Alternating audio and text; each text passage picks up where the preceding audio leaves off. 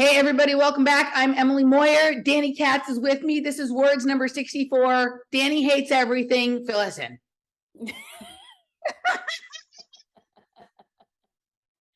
That's all I got. Everything sucks. This species is lame. This planet is boring. Can I be done?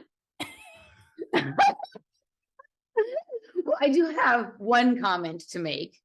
My little niece, she just turned 1 last week. She has teeth, and they look like yours, and it's so cute. I'm sure her parents will get her braces, and then they won't. Well, the gap in the teeth is like my grandmother had that, right? Like she had a gap actually big. Let me see yours. Mine's still growing. It was about the same size as yours. Hers was pretty. I'll show you a picture sometime. Hers was pretty, like you could drive a car through it. You know what I mean? Yeah. So it would take more than just the gap in the teeth, but these are baby teeth anyway. So they'll fall out. Right. But it would take more than just the gap in the teeth for my sister to feel compelled towards braces, I think, because I think I think that's my sister had braces like twice and a headgear and all that shit. I don't think she liked that very much. Yeah, it was part of my grandmother's charm. So I'm sure she's, like probably, she's like, aw, Zadie. Yeah. Her name's Minnie, not Sadie, but sorry, Minnie. Her name's actually Monroe, but it's become Minnie. So anywho. Okay.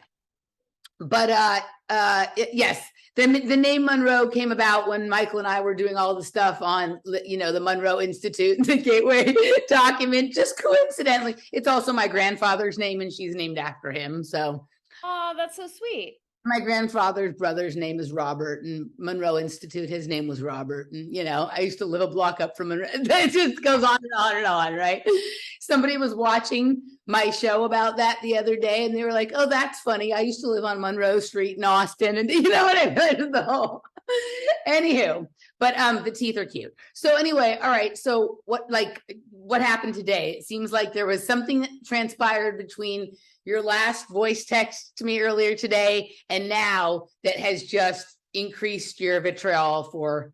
No, it hasn't. It's just been very dense. Like my Lionsgate was very dense. These past couple weeks have been very dense. Just kind of talking behind the scenes. I don't like this new, 80,000 new IRS workers with guns, the Trump FBI raid, the torrential rains here, which obviously indicate that HAARP is pulling water out of the atmosphere somewhere else to set them on fire while our city floods. I'm just like over, the big tech fuckery. I killed a podcast I did with Miriam because we both got targeted the same day, and I was just like, it's not worth it. It's just lame. It's just all lame. So there's a couple of things. So I had the major like last week I had meltdowns. Like Laura keeps saying it feels weird to her this week. And like, it feels weird to me in this week in like the comical way that everything feels weird all the time now. And we can talk about that in just a minute. But like last week I had meltdown. Like I threw like a hissy tantrum fit. Like the other day, like the kind that like the little kid throws in Toys R Us when they can't get the toy they want. Like we've talked about. Good for you. Yeah, but like I couldn't help myself. I just was like, right. So I had that last week. This week seems to be better for me, but it is it's feeling very odd. It's feeling like, the biggest thing is like we have now had weeks of just unreal skies in terms of like endless, epic, puffy, fluffy clouds. And then some of them just look like they would have the most majestic of cities inside of them and faces that look like gods and, but fluff. It really, and an endless amount of them, right? Like it just looks like these skies with these puffy clouds go on forever. And I'm like, I just feel like I'm in a created reality of some different sort. And it feels like it's getting to be time to exit stage left, whatever that means. And like, I actually feel like the thing that happened, and I would like to, you to update the people on this.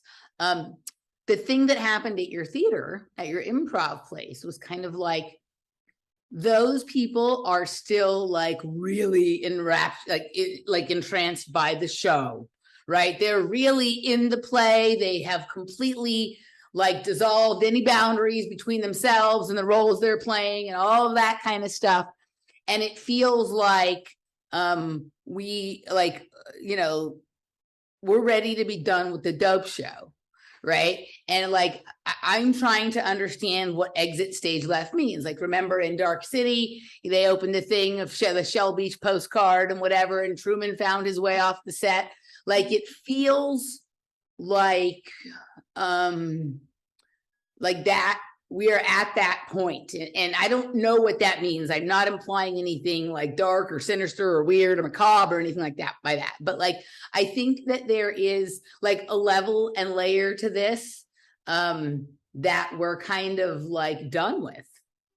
That is what I feel like. I do. And like, being perfectly honest, that improv thing has really gotten to me. Like, it really upsets me to my core, and the way everyone around has handled it and all the implications. And I'm just like, I want an island where none of this is happening. Right. And it's like death by 1,000 paper cuts. It doesn't seem like a big deal. But on top of like, okay, then a week later, my Google Voice is suspended the same day Miriam's Venmo is deleted right after we'd been talking about a bunch of shit. It's just like every day, as I said the last show, like, what fresh hell is this? And these aren't even people. Like, I'm just starting to believe that they literally are walking hologram NPCs that are running whatever, OS systems are coming through their injections, and it's not fun. It's fucking annoying.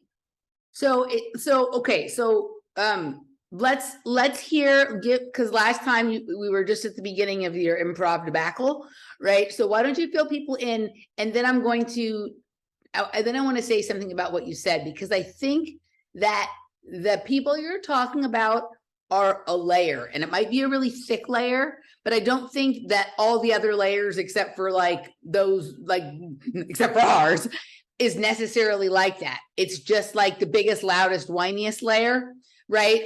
But I've discovered other layers that are kind of interesting that I'll fill you in on. But first, let's fill the people in, because I'm sure everyone's been waiting with bated breath to find out what happened. Yeah, I'm sure everyone cares so much.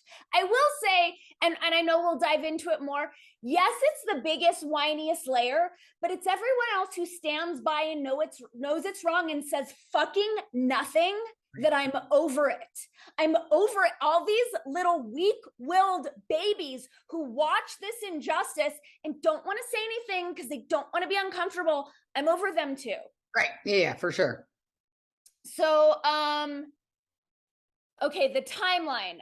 Improv class happened Monday. You and I did a show on Wednesday.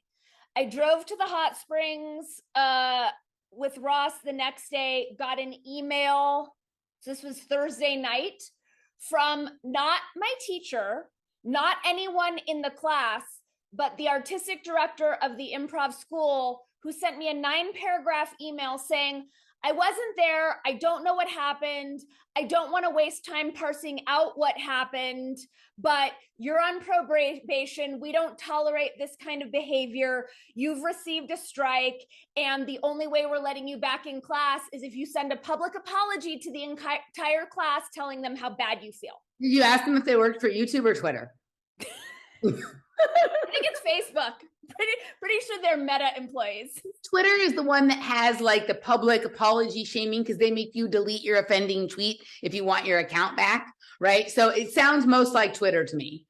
What was it in the 9? Like YouTube, but the public shaming and apology sounded more like Twitter. Yeah, so it was in the 9 paragraphs. He wasn't there. He said he didn't care about what happened, but there was a whole paragraph about what community is and how it's very important for community building that everyone feels safe and blah, blah, blah, blah, blah, blah, blah, blah, blah. And my response was like, well, that's interesting, because I've been part of this community now for a couple of years. This doesn't have me feeling safe at all. And as a professional communications consultant, in terms of community building, like public shaming is not a way to build community. Like that's actually anathema to building community. And whenever I've seen anything even vaguely similar to what you don't want to know happened in class, like a teacher will address the whole class and not single anyone out to make them feel unsafe. So it's not really like, and I realize that's a big part of the op, is that you have to publicly apologize and say that I feel bad. So obviously you can imagine how well that landed. And I was like, wow, I find it so interesting that you have the time to send me 9 paragraphs and demand a public apology and put me on probation, but you don't have 5 minutes to carve out to have a conversation with me, who's not only paid for 4 sessions of classes, but referred people your way to determine what actually happened. Yeah, I'm not apologizing. I don't kowtow to indoctrinated hysteria. And I'm only interested in doing improv with self-responsible adults who have tools to handle their own psycho-emotional states. So then from there, and I finished it with like, you know, thank you for taking a moment for reflecting on how badly you've handled this. I think at this point, the best thing to do is to send me an apology and a prorated refund, because I don't feel safe returning.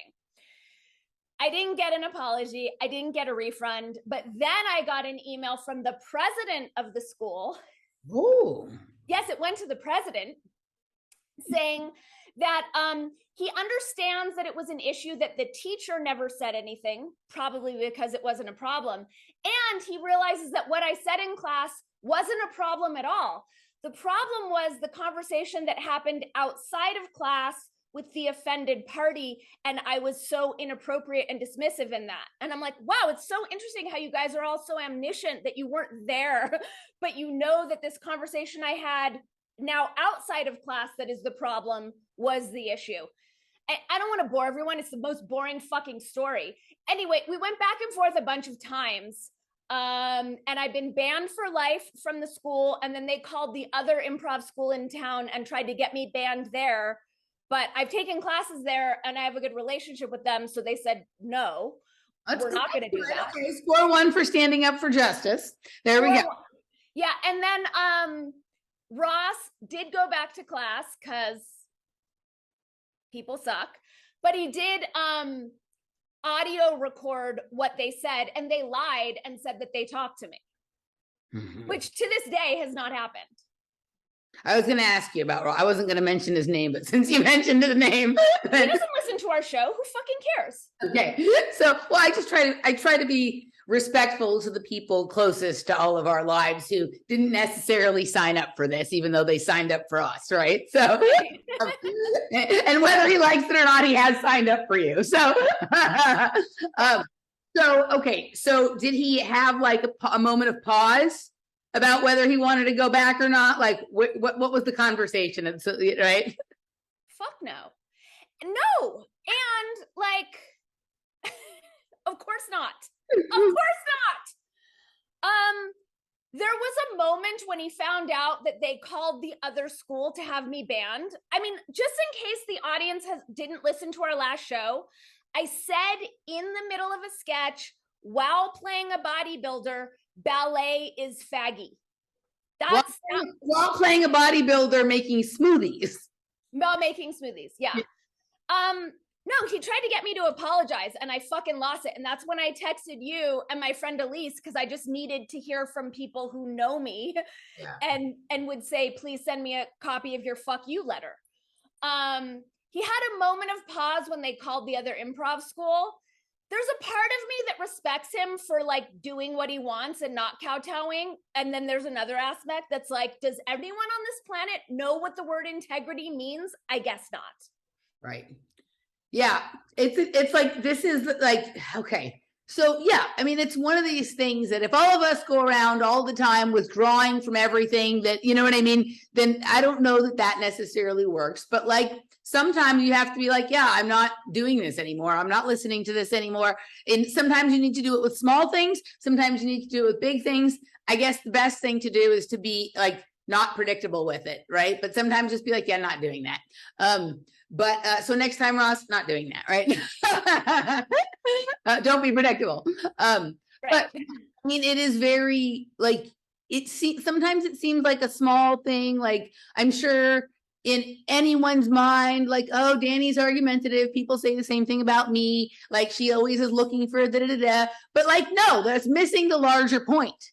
Like, that's missing a ridiculous point here, right? Like, some people like you or I, and this goes back to, 1982 and Van Nuys and whatever, like, it's easy to look at us and go, they bring it on themselves, right? Because we have a way about ourselves. But generally, at a later time, people will, when they're old enough or not in the worry about what everyone thinks at the moment, that when we were younger, it was when they get old enough. Now it's when they're away from it and think, actually, the point was good. The point was right. You know what I mean? And whatnot. And the same thing that makes them how they are also makes them the only one that is going to be willing to say anything about the thing, right? So yeah, so it's but I feel like because it's a free speech issue, like this is what I was reflecting, because I am getting a lot of this, like, yeah, you open your mouth and you offend people, and how dare you victimize yourself to that? I'm getting a lot of that. Like, okay, fair enough, but when I think back to the moment where I call her Whole now, because I'm that fucking pissed, where Whole had an MK Ultra meltdown over me saying faggy in a skit and told me not to say that word again. And I discussed this with Miriam. It's like, well, I have my own trauma as a journalist for being censored, So it's like, improv was allegedly the last place I had where I was allowed to play and speak freely, so like, let's look at context here. Do you know what I'm saying? Yeah, I mean, it could go either way, that way, right? Like, if she's claiming trauma based on, it's right, like, it's the same thing. But here's the thing, I didn't bring my trauma into it. I didn't say, well, I'm traumatized because I'm a journalist. I just said this isn't appropriate for improv and I'm not going to apologize. Do you know what I'm saying? Yeah. Like, just don't take improv if you're that motherfucking delicate. Yeah. It is scary how many, like, the biggest thing, like, I actually think probably the teacher who's her boyfriend, right? And the president and all people, I think they probably agree with you, but they're more concerned about the hell that will rain down on them if she tweets about it, Yelps about it, Googles about it, tells her friend who works for this blog or that paper or the whatever. Everybody, like, so I hung out with my friend Kathy this weekend, who, like, we disagree about everything, but we love each other anyway, right? And, like, it's funny because she was talking about, who Adam Kinzinger is, the rhino Adam Kinzinger. Like, he's one of these, like, anti-Trump Republicans or whatever, right? But she was saying how she was listening to him talk about how everyone is just so worried about being canceled or losing their friends or their social status. I was like, I disagree with everything he says, but I agree with him about that, right? Because someone was asking how he's been so brave to go against the rest of the Republicans who just, fell in line behind all that nonsense and whatever, right? But it's hilarious that now people that we totally disagree, like that, what he's saying is right. Everybody is just afraid of being canceled. And that is the whole, so this gets to, like, the layer, right? So there's this, do you know what ganache is? The cake? Okay, so ganache is, like, sort of the thickest, like, most dense, like, kind of like frosting-y, soft stuff that could be, like, in the middle, right? Or the ganache could be like a layer on top, but it could also be like the very thickest part of, like, the icing layer in the middle of something. It's kind of like the vein in the blue cheese, right? It's like the part where, like, the most condensed yumminess is, right? Okay. In general, in food. This disgusting thing we're dealing with, like the ganache, like in this case, the loudest, whiniest, most stucky, whatever, the part that has the most are these crazy people. And then everybody else is, like, in this sort of icing layer around them, where it's like they know that everybody likes the ganache the best, and so they don't want to offend the ganache, right? But they're sticking themselves to something that is yuck. So I actually have compassion for Whole and the ganache, because she's under legit mind control, right? So all the distress she's feeling, she's really feeling that. It's misplaced and it's irresponsible and it's wrong use of will, but that's genuine. These, and I will say they're all, and you're totally right, they're all three white guys who are, I don't want to say pussies because I don't want to disrespect the power of the pussy. They're scrows. They're wimpy little baby scrows. And these are the people in our culture who I am so tired of their bullshit of playing into the ganache histrionics. When I heard the recording of, and I don't care, I'll name names, Eric lying and saying that he spoke to me and I was being kicked out of class. And a couple of people in class were like, why? Like what? Like no one in class knew what he was talking about. No one knew. And after they explained, someone said someone said a homophobic statement. Still people were like, really? What? Huh? Everyone was, huh? And Eric, the guy who's making this like grand announcement, is like, yeah, but someone got hurt. You know, we really as a community have to pay attention because someone got hurt here. And I was just trying to not choke on my own vomit as I'm listening to that. Like, no one got fucking hurt. Someone heard a word they didn't like. They were programmed not to like. Right. Yeah. The whole thing is ridiculous. And what's funny about it, like I read the letter and the letter was actually quite revealing about them. Right. Because he, like, basically what he was saying is it's like, I don't actually have a problem with you if you're homophobic, as long as you do it in your own home and don't bring it to class. Right. Which leads me to believe that maybe they actually harbor some secret beliefs of their own and they have just figured out where it's okay to have them and where they haven't. Right. I think it's hilarious. Right. That like your language, one of your language shows with your co-host, I'm in a same-sex relationship. I'm not offended by anything you say. How can it be that the people that are the thing that you're supposedly offending aren't offended by it, but the people who just consider themselves that adjacent or want to be that, like they're having this hysterical breakdown, right? There's part of me that wants to make like a YouTube video public service announcement to the people of the school being like, hey, right? Because like, you know, like there's probably, you know, we don't have a huge audience, but there's enough that they can bombard the school with, you know. Right. Right. I mean, I've licked pussy in my day. It's the most ridiculous allegation, but they didn't even care. That's the thing. Like, if you're legit concerned about a safe community, don't you want to have a conversation with me to vet whether or not I really am this violent, raging homophobe that you're accusing me of being? No, we don't want to do that. We just want your fake apology. Right. It's all performative, right? So like this was like, we are getting to that point in the show where it's just like melodrama and vaudeville and nonsense. And they're really like, it's so histrionic. It's so overacted. It's so like, that's why I'm saying it's time to leave the theater because this is no longer right. Like, so leaving the theater that you left and leaving the theater of this kind of thing, it's like there is a real world out there somewhere. I feel like Duran Duran, as I try to make my way right to the like that's what it feels like. And I'm having this, you know, even though like I live in a relatively cool place where people, even the people who are unreasonable are reasonable in terms of like they may hold irrational, unreasonable beliefs, but for some reason they're also able to be social in a way that it seems to be mostly fine, right? So that's pretty cool. But I tend to stay, you know, like I have a big community of you guys that I talk to, and you know, like most of my friends are, you know, reasonably sane. Maybe we're all insane. I don't know. And then like when I go out to dance music stuff, I just don't talk about that stuff with those people, right? I just go and I close my eyes and I dance, whatever. But I don't like go outside of my few bubbles very often. Mm-hmm. Like I exercise on the trail. I have no idea what the people that I mean, I imagine what the people I'm passing are like and think. I make up stories and whatever. They don't actually know.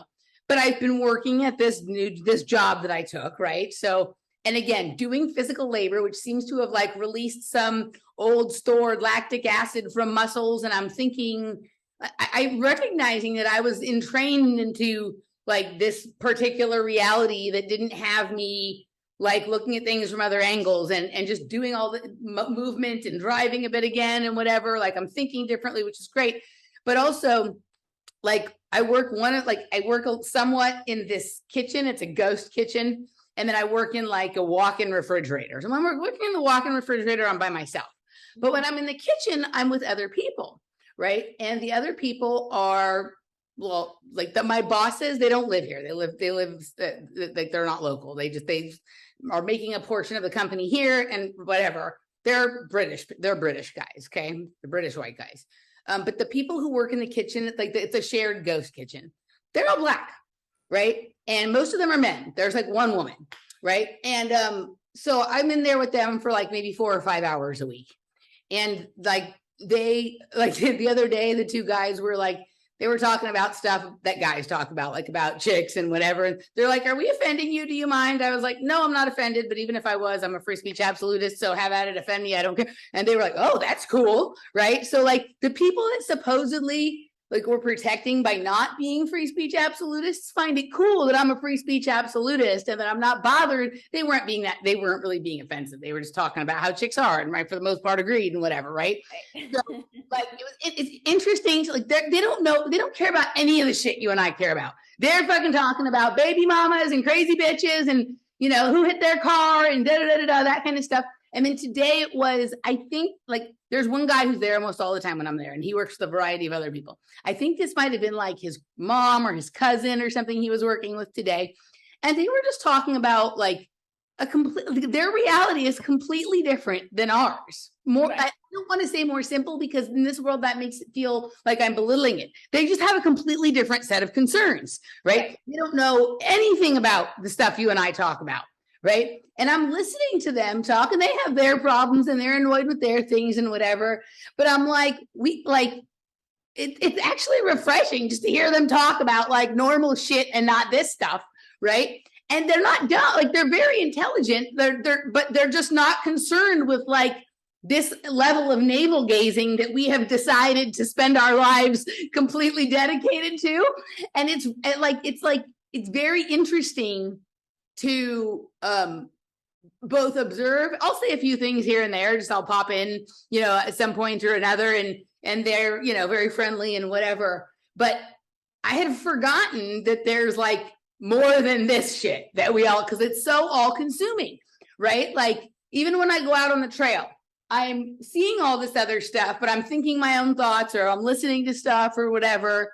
But like I'm in a kitchen where it's too loud for me to like listen to anything. So I'm just letting myself experience the ambient sounds that are going on there, right? Mm-hmm. And it's like these people like Dave, they're there, they're working full time, they're doing their hustle, they're doing the same thing on some level that we're doing, but they don't care about any of this stuff because they don't even know it exists. They have no idea about the IRS agents, right? Like so there's a layer of society that feels totally sane to me, different than our layer, but like sanity level is actually the one that you and I are striving for, right? And then there's, you know, whatever layer we at, or I'm not doing it in any hierarchical order. It's a heterarchy or whatever, like you right.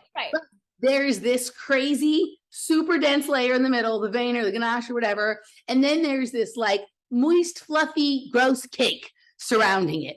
That are these people. It's the fucking cake. The fucking cake is the problem. Right?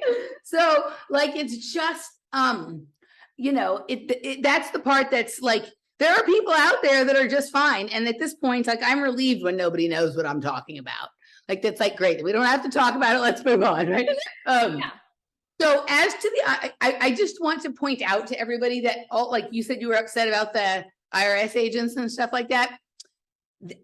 This is like a repeat. This happened, like, I feel like this story is like, they always do this at a certain point in the cycle of the op, right? Because I remember when this happened before. Like, well, remember a few months ago, there was a story about IRS buying up a bunch of ammo? Yes. Okay, so that also happened back like 8 or 9 years ago. And then really? So like all this ammo and then all of this new agents, it was when Lois Lerner was still with the IRS and they were targeting the Tea Party and all that shit. So I feel like they run this op like on a cycle or whenever a certain thing happens, when polls get to a certain thing or whatever. right? So like, or they're just testing the waters to see. Like, remember when several months back, they did this thing where it was like, they were going to ask banks to like report your bank accounts for anybody who had more than $500 in their bank account. Yeah. They were like, no. And so they dropped it. They'll try it again. So I think it's like a temperature taking. Okay. Like, I don't think these things generally get that far, right? Like, I don't like, I think some of them do. But I think the ones that do are not the ones we know about. When they get through, we don't hear about them. Right. When that kind of stuff. I think all of this is like to fluff up the outrage machine to see if they can get somebody to commit an act of domestic terror so they finally can sign that bill. Right. Like all that kind of, I think there's a lot. But this is just, if anybody else out there remembers like the last cycle of this kind of story, it was, maybe like a slightly different iteration of it. So it's designed to get people exasperated. They want people acting up right now. Okay, but what do you think about Alex Jones selling out for that bit of bullshit theater? I don't think that bodes well for alt media folks. How do you mean?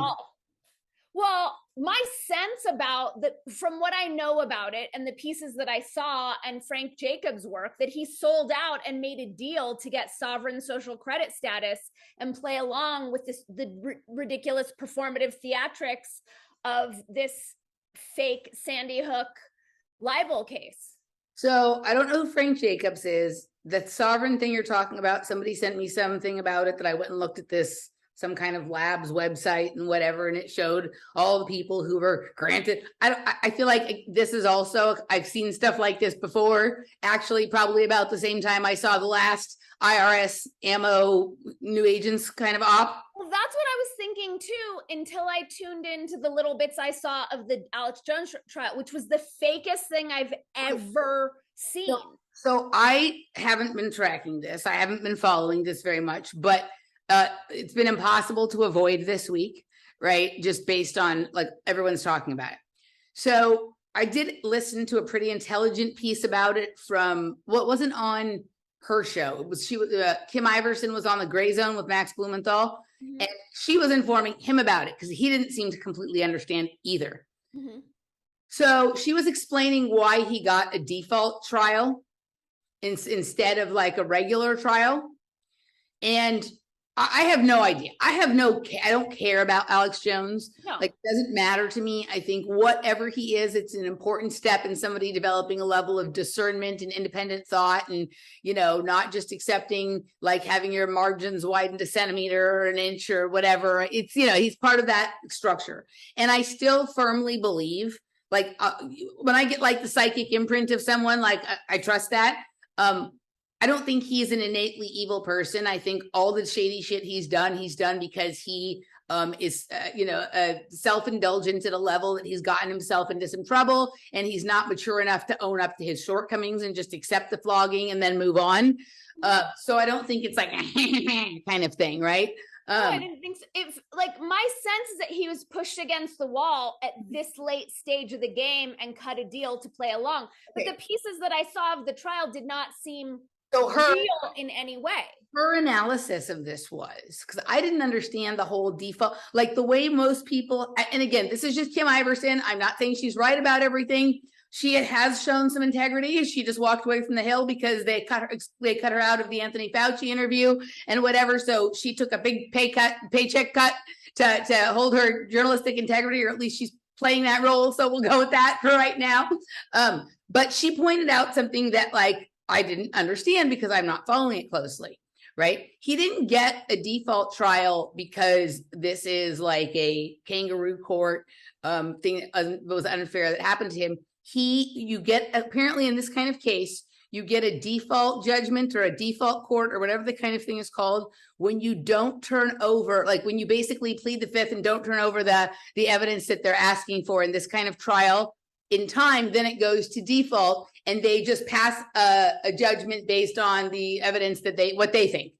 It's not quite the same. It's not like I didn't even know this. He didn't turn over a certain kind of evidence in time. Like you don't have to. This is not a criminal trial, right? So like you have a certain level of I guess you can decide what level you want to engage, and then if you don't give them all the things they ask for, then they can proceed in this other way, because it's just about money. It's not about criminality at this point. And that she said that from the way he hasn't, since he didn't do that, right? It's basically he's just having to pay, and he likely has insurance for these kinds of things, rather than create a trial where they're like basically the information defamation is on. No, here's the thing. This is like, again, it's like the fake FOVID narrative. It's like offering a critique of theater. It's fucking, the whole thing was so fake. I don't care what she says about it. It was all staged. None of it felt real on any, the judge wasn't acting like a judge. Okay, right? So I think that kind of trial is not a real trial. It's like, but this is what I'm saying. Like, I saw one of the parents interviewed, and his testimony was that the worst thing to ever happen to him was Alex Jones, and that the last 10 years of his life were a living hell because of Alex Jones. Fucking bullshit. If your child was murdered, that is a much larger problem than some dumbass buffoon.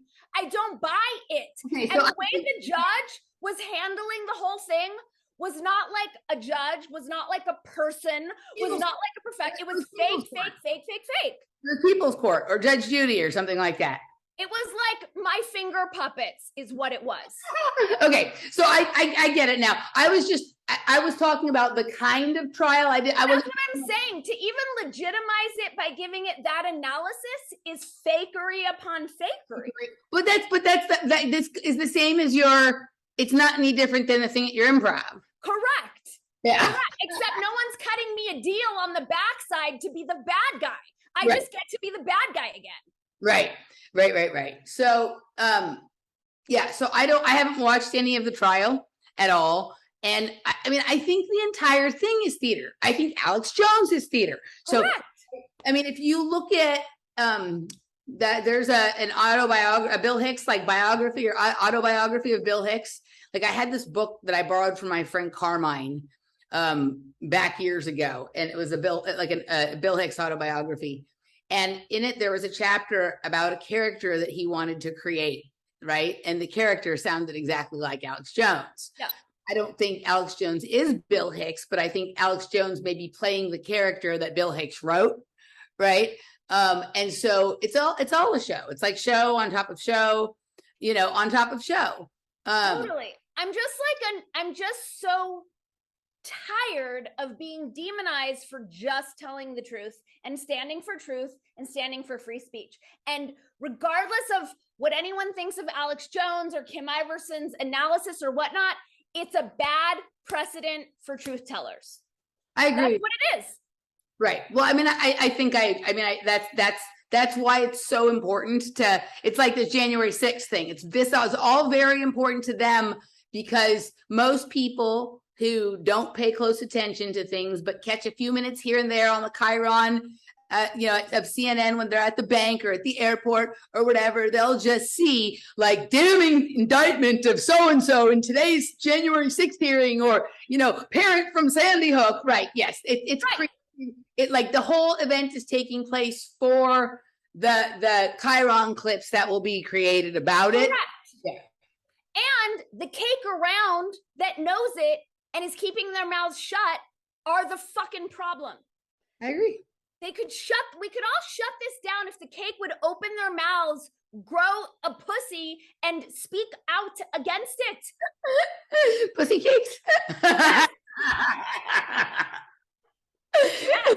Gone from pussy hats, we're now into pussy cakes.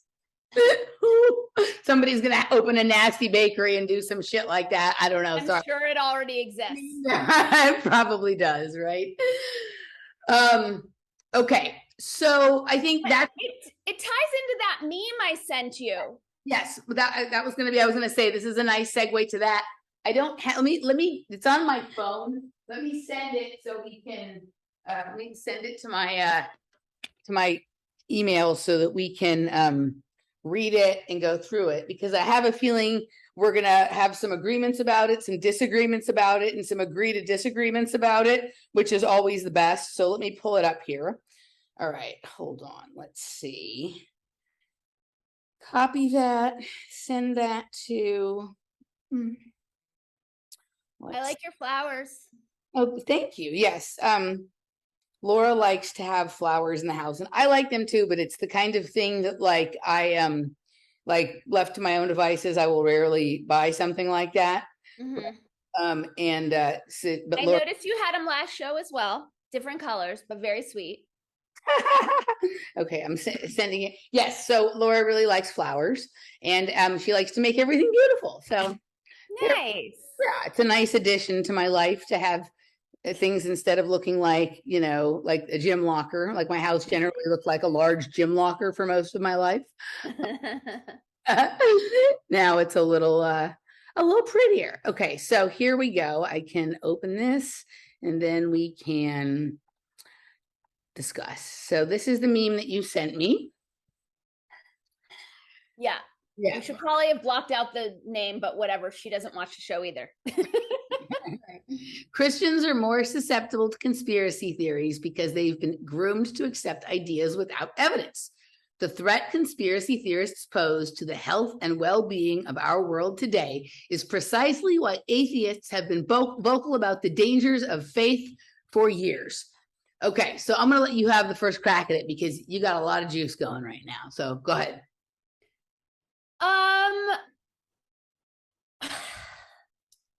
This person was my best friend in elementary school and junior high. Oh, wow. She related to Amber?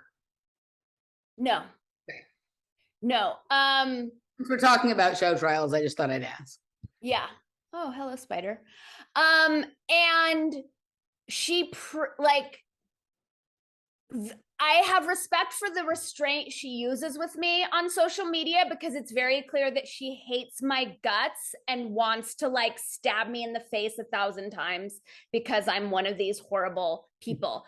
And I just think it's odd, like this inversion of now now people who have a connection to the divine are now being conflated with conspiracy theorists who are the problem with everything because they believe anything, but the people who are saying this are the people who've done absolutely no research into the things that they're demonizing these people for and are actually the most religious people because I believe in science is the cult to which they belong and they don't look at anything.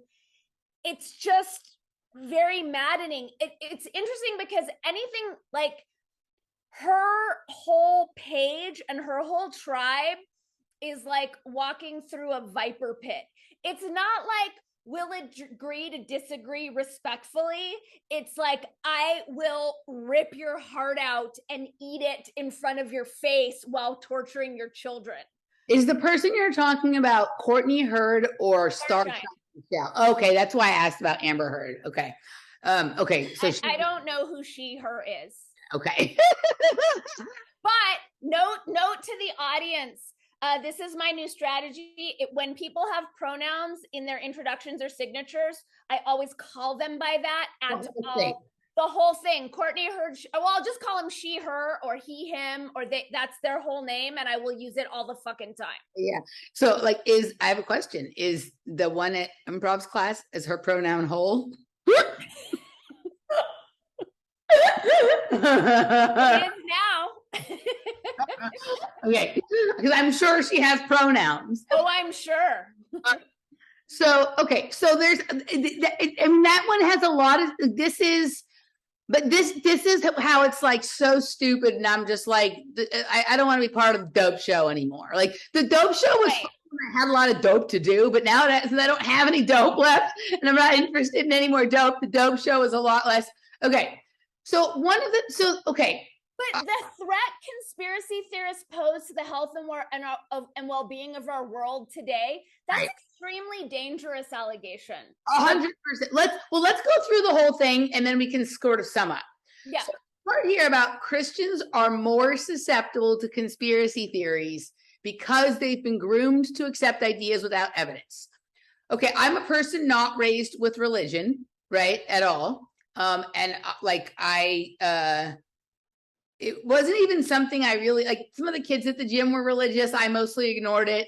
It wasn't until like I became an adult and I had to like have conversations with grownups who like had this whole other separate set of information they used for judgment about people than I had ever been really aware of, that I kind of had to deal with this.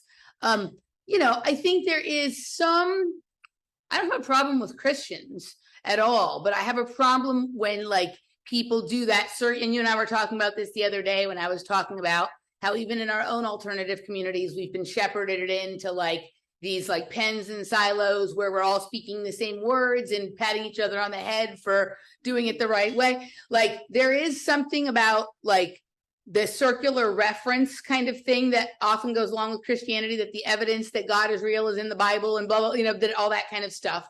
And this whole, I do think that there is a lot of resonance between the idea that like the end times are coming and Jesus or whoever it is going to return, with some of these ideas about whether you're on the left or the right, like the election will be overturned and the one you like will be installed, whether that be Hillary or be Trump or whatever is, right? And I do think on both sides, there are people who are making the biggest claims with the least amount of evidence. And then the people who actually have evidence that is compelling, they don't make as much noise as the ones who are like making claims without evidence and whatever. So there is some of that resonance, right? But this whole thing, this idea that conspiracy theorists, okay, go ahead. Because I want to stay on the first sentence. Okay. Because the word groomed has been really trending on Twitter, right? That's why Tim Pool got suspended from Twitter. So I want to point out the co-opting of the word groomed. Yeah. And very smart. I'm going to speak in code because I know we're on YouTube now.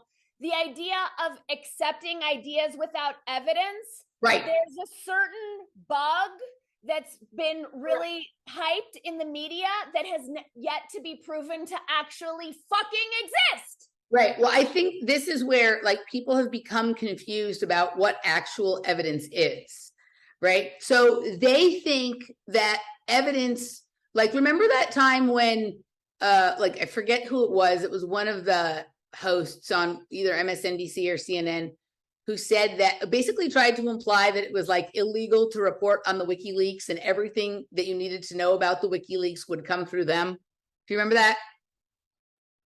I don't. Okay. Yeah. Like there was I might have blocked it out. There was literally someone who said that, right? So I think it's kind of like the idea, it would be like if somebody still thought that like the only place you could go to do research was the library, right? Like that's like an outdated idea. Like there was probably a time, maybe never, actually, maybe it was never, where like the information that was presented on certain outlets on television or in newspapers were resonated closely enough with something that would be evidence that one could say, okay, like I read the newspaper and I get some evidence. That is not the world we live in anymore, right? Just like we don't do our research at the library anymore. Like really the only library that you can get something at that you can't get on the internet is probably like Alexandria, Library of Congress, Vatican, right? There's probably some things there you can, there's probably like older microfiche things that, that like papers have taken down. Yes, right. Like papers that have like letters out of alignment on them because the typewriter, that's the evidence that it came from so-and-so's typewriter, that kind of shit, right? Right. So I think we're at this, I got into this with people like many years back where I realized that a lot of my friends didn't know the difference between a fact and an opinion. Right. And I think there's people in reality today, and a lot of them are making $200,000 plus a year. So people are confused about whether they're intelligent or smart or right or anything or not, who don't know the difference between information and evidence. Right. Right. So like I literally had to explain to a friend of mine who's very, very bright, but had a different kind of education than I had. I recognized that like kids who didn't have a good like elementary education had a murkier, fuzzier relationship with a fact and opinion than I did. Right. He got so mad at me, and then he went, and then later he was like, okay, I get what you're saying now. But at the moment when I was having to explain it to him, and I had to get like pretty basic with like analogies for him to get it, like I'm sure he was very offended, right? But there was no other way around it. So I think like we're in a situation like that, right? And the problem is she's sitting there with her glasses on, looking down her nose like she's a librarian and she understands the source of all evidence, right? Like, look at her picture, right? It's like she definitely has the look, this Courtney Hurd, right? Like, I'm the librarian. I know where you go to find evidence, right? And look at her username, Godless Mom. Like, I totally get, look, you and I are both freedom. So if you're an atheist, that's fine. But it's your whole identity construct to be godless. You're not just like that. You're going to take it into your name that it's that. Do you know what I'm saying? It's like, it's so reactive. Like, that's fine if you don't believe in something. You know, I don't believe in the tooth fairy. I'm not going to make my username with tooth fairy lies. Even the tooth fairy? Where did you get those teeth then? Come on. But you know, it's so over, like, honestly, it's so over the top. Plus her yellow and blue. This is like, it feels like a fake, like this is a Chinese bot. It's probably not even real. 100%, right? She has all the current things going on. A Canadian flag because yay, freedom. She, her, and standing with Ukraine. We love Ukraine, even though we never heard of it till last week, right? But I couldn't find it on a map. Yeah, right? She's like the bot from Current Thing Nation kind of thing, right? What I also love about the accepting ideas without evidence is that, go ahead. Somebody gave me a very polite and constructive criticism that I say right too many times after what I say, and I just caught myself doing it. So I was just noting it because I'm trying to make the correction. Okay, aho. I honor you for that self-awareness and hearing yourself. You're doing a bang-up job. Okay, go ahead. Okay, so at your prodding, I'm re-listening to Jeremy Narby's Cosmic Serpent. Right. Okay. I find it so fascinating that the people who are defining themselves by their devotion to indigenous people's rights and that whole thing, and the people who are denying any validity of experiential knowingness of plant spirits of that are the same people who are throwing down these ideas. Right. I'm remiss to call it an idea. This Drac. Right. So, but yeah, so great catch on that that using that word groomed, right? Yeah. Sort of like catch certain kind of attention. But basically, honey, you're describing yourself. So like Christians are not, at this point, like there was a time when I would have agreed that Christians were more susceptible, but after the last couple of years, I would say that college-educated liberals are the most susceptible at this point. And so unless you have a survey you did and there's an enormous amount of Christian college-educated liberals that we're talking about, you've got this one wrong, honey. Also, would they say that about Muslims? Well, no, because that's the end. Right. Especially. Why is it just Christians? It's not all religions. Right. It's right. It's just the ones that you're socially sanctioned to shit on. Correct. The more I look at this person, though, I'm more and more certain she's a bot.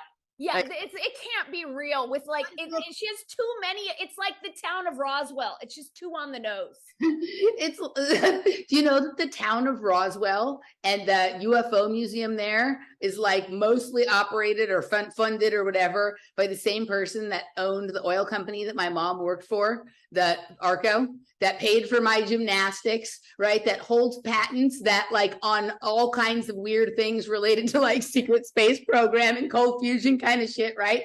So fascinating world we live in.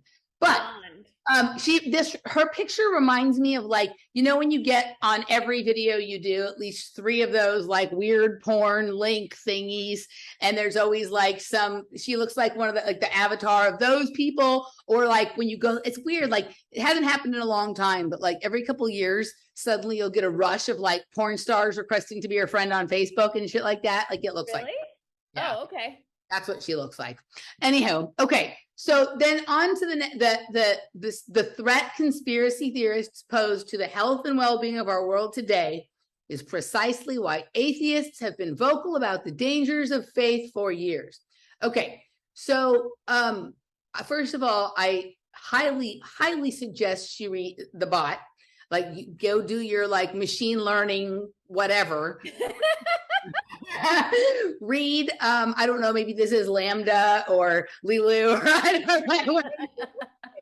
So go read Larkin Rose, and you know, basically you'll find that like all people who believe in government are basically not the atheists that they think they are, right? Because they have this you know, belief in this mystical magical deity called government that there's no evidence for existing, right? Correct. So, okay. But the threat conspiracy theorists pose. So I thought a conspiracy theorist, like according to these people, was like a, you know, 32-year-old, you know, incel with a tinfoil hat on, living in his mom's basement, eating Hot Pockets. Right. So they can't be both, but right, or whatever. Right. So like, I don't know how, but it's interesting how whenever someone says something like that, there's never any, what about the conspirators, right? So I think like this is where we like, you know, it's one of these things, sometimes we wear the badge conspiracy theorist like with honor, but like we're conspiracy researchers, we're fact analyzers, we're, you know, reality observers or whatever. But the term conspiracy theorist is really weird because it's set like, you don't need to have theories when there's so many plain conspiracies happening right out in the open. There's no theory required. All required is the ability to read. So again, now I'm questioning the education of these liberal, you know, these liberal, right? Because they don't seem to be able to read. But there's never anything about the conspirators. There's no concern about the threat posed to the health and well-being of our world of, why isn't she concerned about Bill Gates? Why isn't she concerned about Klaus Schwab or whatever, right? Or that's all conspiracy theory, which she knows because she accepted these ideas from her liberal talking heads or her programmers without evidence. It's just ridiculous. So, and the only atheist that I can take seriously, and I'm willing to take these atheists seriously about who are vocal about the dangers of faith, because I think faith can be dangerous. Quite frankly, it can be. But if you're an atheist and you vote, I'm so sorry. I cannot take you seriously. But I won't succumb to any sort of bigotry. They're intelligent atheists who are on point. They're dumbass atheists. They're brilliant Christians. They're dumbass. Like this sanctioned bigotry is a glaring problem, and it bothers me. Like, I can't speak for she, her, but Starshine is a mother. How do parents sanction bigotry? Can you change it to she, her, yellow heart, blue heart? She, her, yellow heart, blue heart. She, her, yellow heart, blue heart. I believe in science. Indigenous. It makes it sound like Dances with Wolves or something like that. Totally. So, yeah, I mean, but this is... But like, this sanctioned hate of large swaths of the population, that these people who are so righteous and so virtuous with their blue, yellow hearts don't seem to notice themselves doing and modeling for their children, that's the problem. Yeah. So what this looks like to me is that this is some sort of AI algorithm that scraped all the like trending things on Twitter for that few days or weeks. Yes. And then did one of these spun articles, these fake articles. Right. And then, but what's weird is, like, I know Starshine. She's an actual person who does have a brain, and she thinks this is amen worthy. Like, again, it goes back to the cake. So she, her, yellow heart, blue heart is the ganache, and Starshine is the cake. That's the fucking problem. But don't you think she has to use a religious word and symbol, right, in order to explain the sort of like glee or the godly feeling she gets when she looks at like this commandment or whatever, this, you know, this code, this segment of the Bible or something like that, right? I'm sorry, I have trouble taking seriously anybody who calls themselves Starshine. That was her given name. Are you serious? Her father starred in the original Broadway production of Hair, which is very interesting, noticing our parallel paths, because we were best friends growing up. She got married right out of college, 2 kids, like super traditional consensus reality path, and then I went my way, the way we both rebelled. Right. So she but so I'm sorry, that's her given name. I still have trouble taking it seriously. But also that look on that face, like that is a very Stepford wife kind of look on the face. So whatever this is has completely embodied her. Oh yeah, for sure. So do you watch, you do or you don't watch, you watch Stranger Things, you don't watch Westworld? I watched nothing. I did watch the first season of Stranger Things, and I can't with the creepy stuff. I don't like it. Yeah, I mean, Laura has a hard time too. Sometimes she goes back and forth. But one of the things that has been happening really since the beginning, but is becoming more obvious as this goes on, right, is that some of the things that used to be people have devolved and may as well be robots or hosts, and some of the things that started out as a robot or a host or created in, that they have developed more and more characteristics of actual humanity, of actual like emotion and sentience and all of that kind of stuff, right? And so like when I look at both of those things, like I'm assuming that her yellow heart, blue heart is probably fake completely, but that doesn't seem real. Then she's just at a further stage of devolution than Starshine is, but Starshine is well on her way. Yeah, it's really, I have so many weird feels about it because, of course, I love her. I know her to be highly intelligent and funny, all the things, but it has been very bizarre to watch her become completely overtaken by this indoctrinated hatred and intolerance. Yeah. It makes me very uncomfortable. Right. And the amount of preaching we've had to hear from these people about diversity and tolerance is hilarious, because to me, diversity and tolerance means for people who, even the ones you say don't do any diversity and tolerance, because that's part of the diversity, right? Like the whole, it's a self-solving problem, right? But they don't seem to get it. So, okay, I think let's wrap it up. And wait, one thing before we wrap up, because I do want to touch on that brief, creamy moment. Yeah. So do that here. Yeah. So, okay. Do you want me to intro it? Say whatever. So I did not see that whole show. I watched the clip you asked me to watch.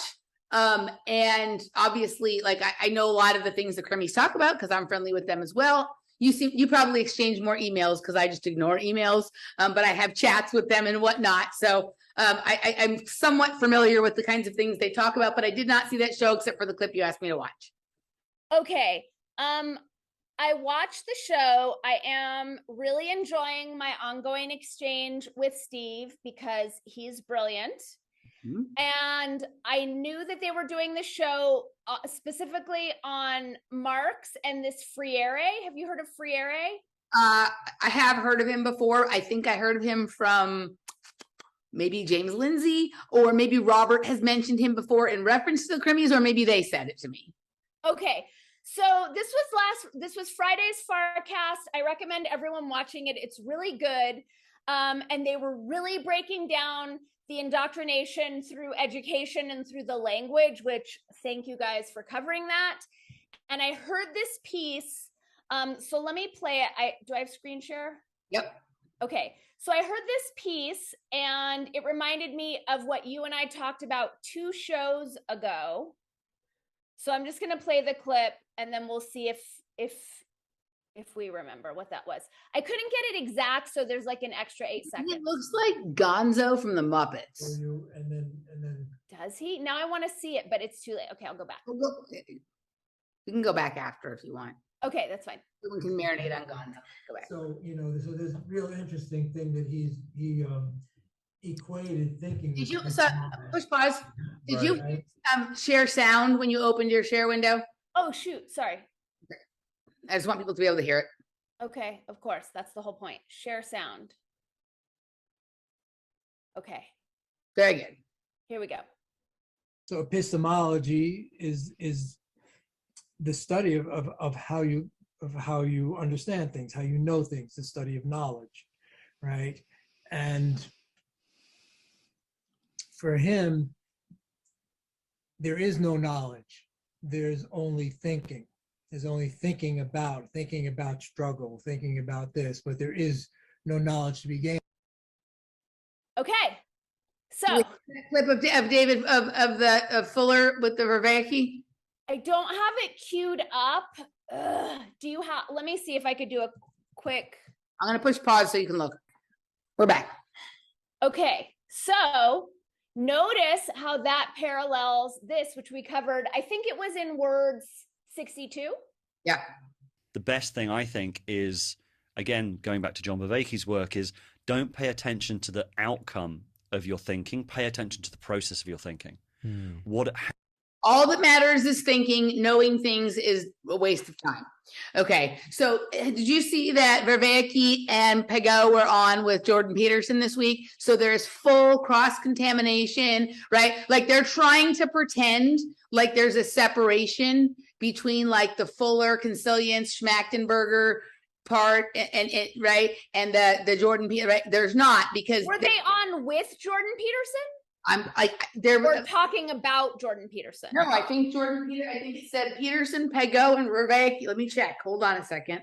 Ooh, so I wonder if Peterson is being pulled into it or has always been. I think this is thesis, antithesis, synthesis, right? Right. The synthesis layer.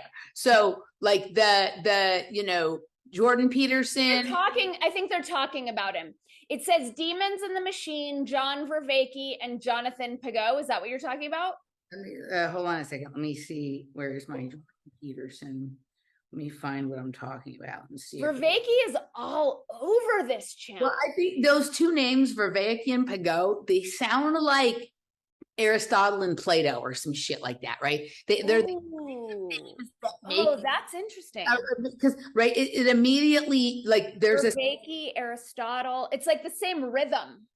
they're names that sound like they would be classical thinkers or ancient philosophers, or that they're bringing some form of like classical wisdom. They sound like the kind of name that if he wasn't so sharp, Steve Crimmy would be attracted to listen to their nonsense, right? Totally. Hold on, let me see. I thought I saw, okay, I guess I'm mistaken. I thought Was it on Rebel Wisdom? no, it's right here. Podcast, Deeper Yet Into the Weeds, Pagot, Vervaeke, and Peterson. 2 hours and 31 minutes and 49 seconds one day ago. Was it a Rebel Wisdom podcast? No, it's on Jordan Peterson. Oh, it's Jordan Peterson's podcast. That's what I'm saying. So this is the synthesis, right? It's synthesis. And Peterson just got pulled onto a big network.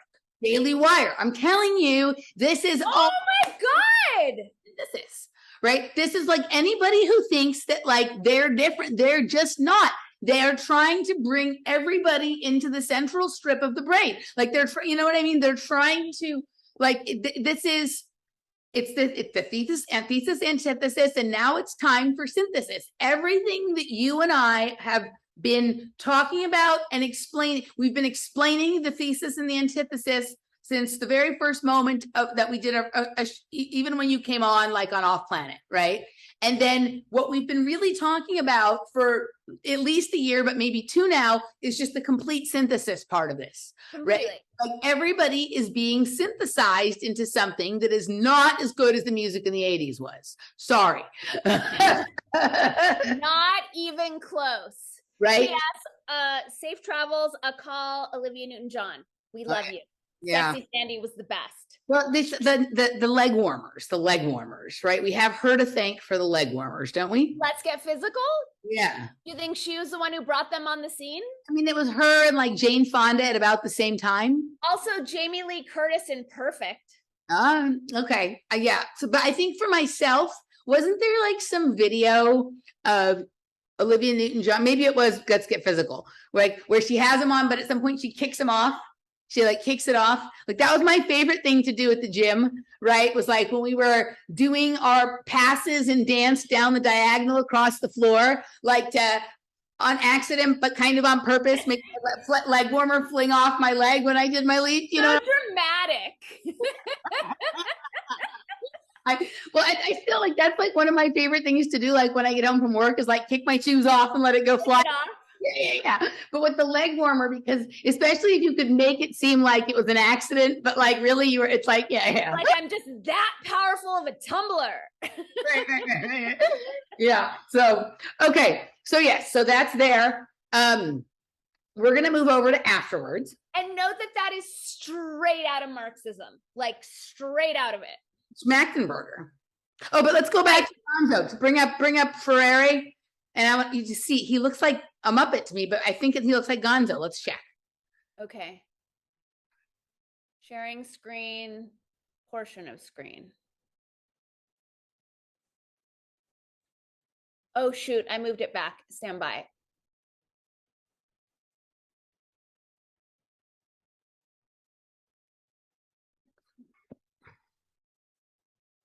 Okay. Him.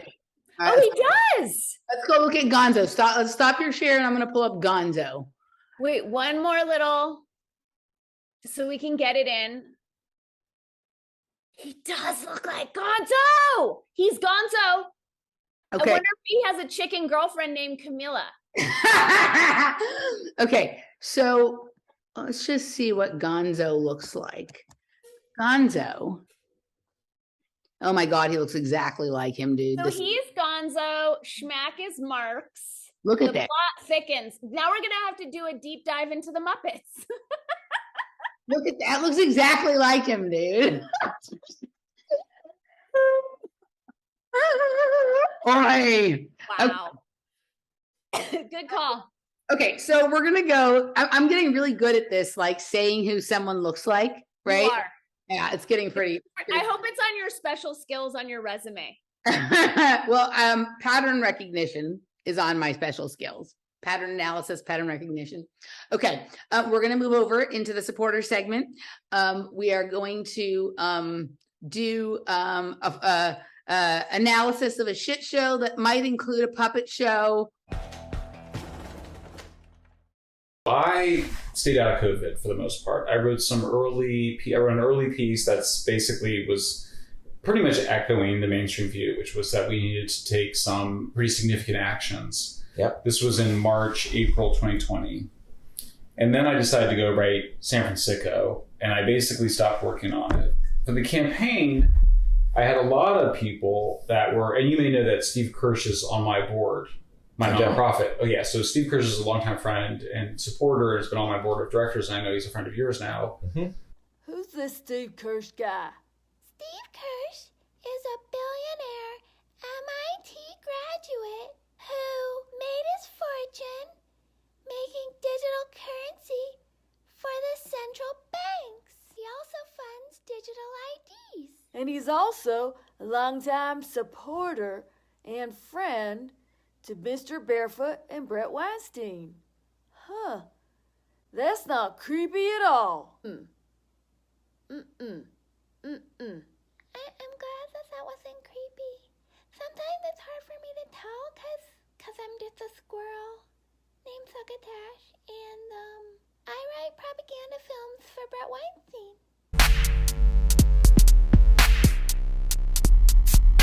It's a clue, Scooby-Doo. So Yeah.